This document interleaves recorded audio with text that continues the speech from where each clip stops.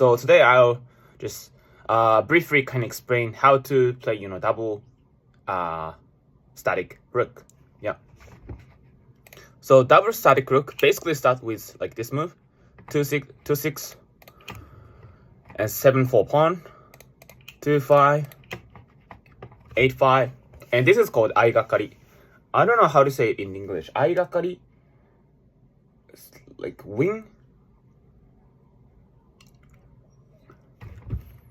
Oh yeah, I just today I don't search it, but this is called aigakari. A-I-G-A-R-I. Aigakari. Sorry, A-I. Yeah, A-I-G-A-R-I. Aigakari. Yeah. So this is often played by professional players. So like few years ago, like this how to say, this opening doesn't play that is not played that much, but somehow because of AI's impact, like how to say, shogi players kind of started to use this opening a bit more. But like actually aigakari has more than like how to say 300 years or 400 years history. So this is kind of classic opening. So 2-6, 2-5, 8-4, 8-5. Yeah. So in this position, you should protect your head of the head of your bishop like this. Go to here. And actually, in this position, if you play like this is actually losing position if you do this. But I don't explain this now. I want to explain more kind of general, opening theory. So this, you should put your gold here, like 7-8, and then your opponent will also, put your gold, put his or her gold on 3-2. Yeah. And now, before AI impact, professional players just play this and exchange rook.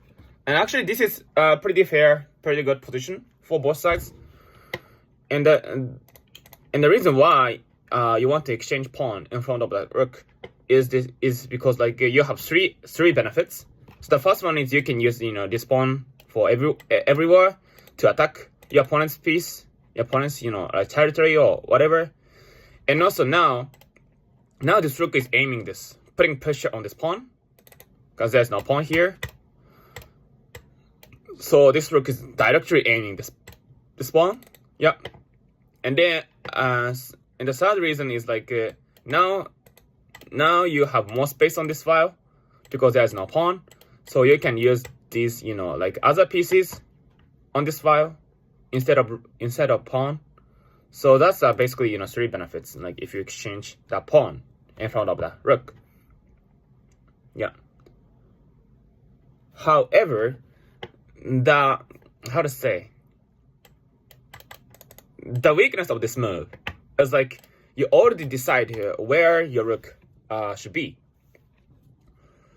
So now your rook can only go this way, but there are several options actually. Wait a second. Okay. So for example, here, and then here, and you maybe also be able to put your rook on like 2-8, this rank, or probably you can put your rook on this file too. So there are more options you can use. And also like if there's, for example, how to say, if there's pawn here, now instead of putting your rook here, you can just take this pawn. Yeah. So what I want to say is you don't want to decide your rook's position that much earlier. How does, so just you want to wait until you decide your rook's position. So that's what I want to say. So the best thing is maybe like here, waiting. So silver like 3-8. This is the best move in this position, like by AI or like by professional players. So now, if your opponent plays something like pawn 7-4, you can play here and here. And because you didn't you put your rook here, now you can take without any extra tempo. So that's a strong point. For example, if your opponent plays pawn 6-4, you can just put here, here, here, here, and just you can take.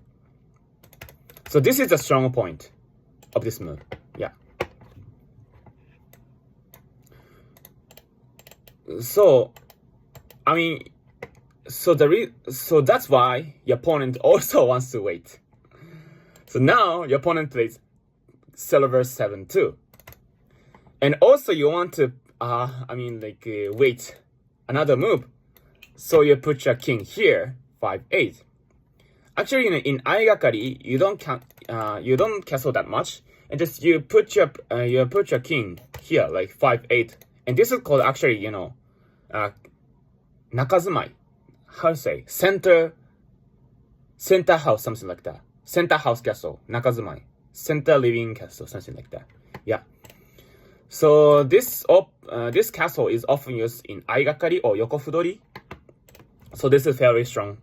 One of the strong, way when you, or you can put your king here, and this is also strong. And maybe you might be able to castle on the left side, for example Aigakari or something.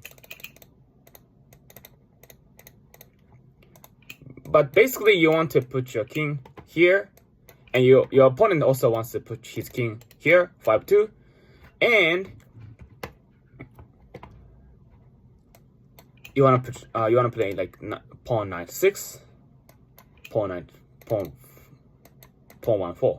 So the reason why you want to play like this, like you want to push edge pawn, the reason of this is just, okay, I'll explain. For example, if now in this position, if you want to put your silver here to make, to have, control on your, these squares, you should push this pawn. But now the thing is like your opponent can take this pawn. If I put my pawn here to protect my bishop, my opponent can take, snatched off my pawn. And if I try to protect this pawn here, your opponent can just take my bishop like this. Yeah. But if you play this, so if you push, if you push this pawn, now in this position, if you play this, opponent cannot take this pawn, because now I can protect this pawn. And the reason is like your opponent cannot attack my bishop, cannot kill my bishop, because now there's space for this knight, this bishop. If my opponent plays this, I can put pawn here, and then now I can up a pawn. So that's a strong point. Yeah. So okay, briefly explain. So you have space for bishop. So that's a strong point. Okay, I can explain some brief Aigakari theory. Yep. And then like you kinda, how to say, just you can do whatever you want in this position. You can probably push this pawn too, or you can play this. You can play this too. You can open up the bishop. You can trade a piece. You can exchange pawn. In this position, I will just play this. And the game starts. Maybe your opponent plays like this, pawn push 2, and I kind of try to develop his knight or bishop, silver, something like that. Or your opponent starts attacking this pawn, probably. And if you want to protect this pawn, maybe you should play this.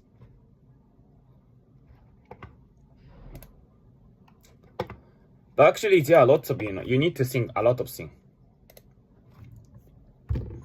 So now, I mean, you might be just play like this, knight here, And if your opponent plays like this, look here, maybe you can kill this knight if you have pawn here. But the thing is, like, your opponent can play like this, rook here, try to attack this pawn. If I took his knight, your opponent can take back with his rook. And now, after these kind of moves, maybe your opponent can play like this, and kind of stretching to promote his pawn to gold, promoted pawn. And so you need to protect these squares. So probably you need to play like this, silver here, being guarded by your rook. But you want to kind of kick this rook off. And if you move like this, you just lose your knight. So you might be just take at first. After take, you will go back here, but your opponent plays like this, promote, take it back, and now your opponent made dragon, so this is not good situation for you. So actually there are lots of things you need to think. So now in this position you cannot kill this bishop, kill this knight probably, so you should. Now this is time for you to exchange your rook, to activate your rook. If your opponent play like this, maybe this is the time for you to kind of threatening to promote your rook to dragon. But maybe your opponent need to protect these squares with this pawn, and you cannot retreat to this square because the rook is covering. So maybe you should put your rook here, and next turn, maybe I can put my pawn here. So that's why you need to protect this square.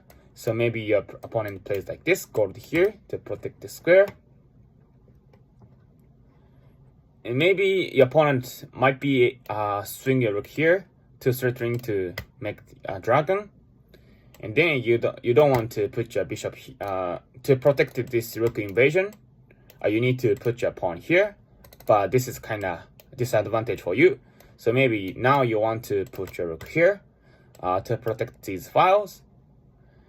And your opponent's rook, your opponent's bishop, it doesn't work that much. So maybe you want to, open up his bishop, something like that. And this rook is only protected by the silver, so maybe you want to put your gold here. And now this is kind of, how to say, and the